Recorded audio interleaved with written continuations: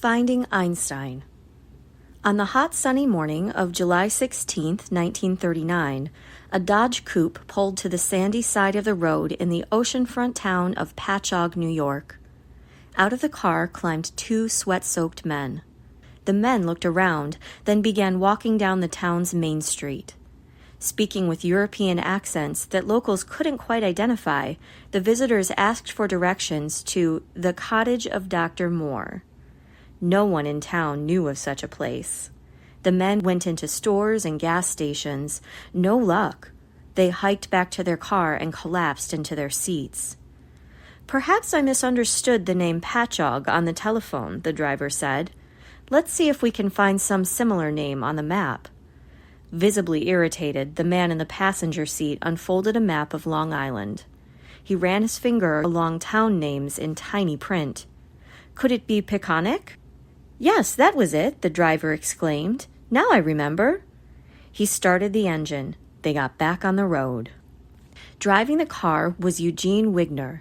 In the passenger seat sat Leo Szilard. Both were Hungarian-born physicists, both about 40, both Jews who had fled from Europe as Adolf Hitler rose to power. Both were tormented by the same question. What had German scientists told Hitler about the possibility of building atomic bombs? They had no way of knowing, but this much was clear. Fission had been discovered in Berlin.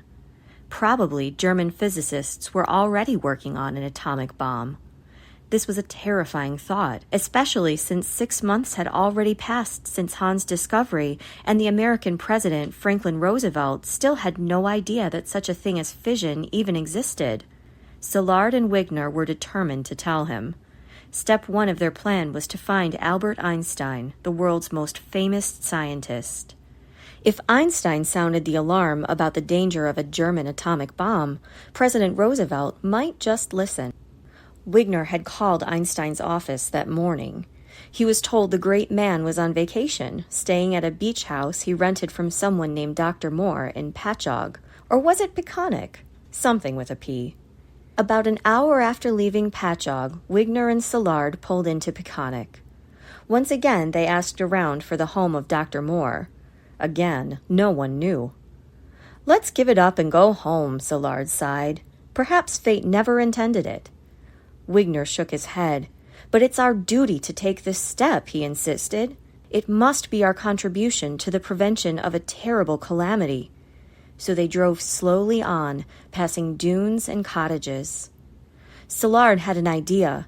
How would it be if we simply asked where around here Einstein lives? Wigner spotted a young boy, about 7, walking along the side of the road holding a fishing rod. He pulled over. Szilard leaned his heavy head out the car window. "Say," he began, "do you by any chance know where Einstein lives?" The boy looked up and said, "Of course."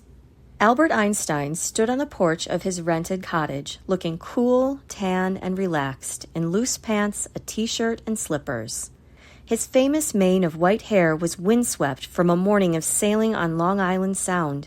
He welcomed the weary Hungarians, inviting them to sit down and have some iced tea.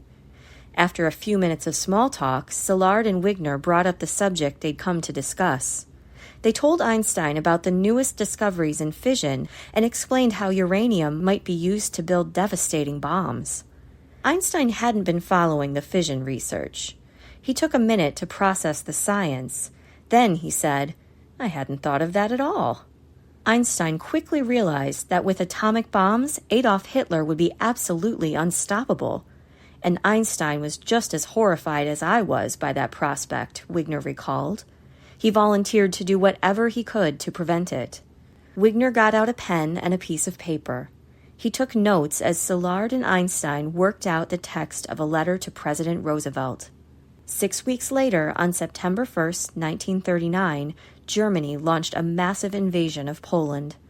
Using a new style of attack known as Blitzkrieg, German for lightning war, Hitler's planes, tanks, and soldiers slashed deep into Polish territory. Britain and France had promised to protect Poland. They had no choice but to declare war on Germany.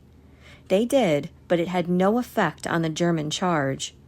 Hitler's troops poured into Warsaw, Poland's capital, in late September.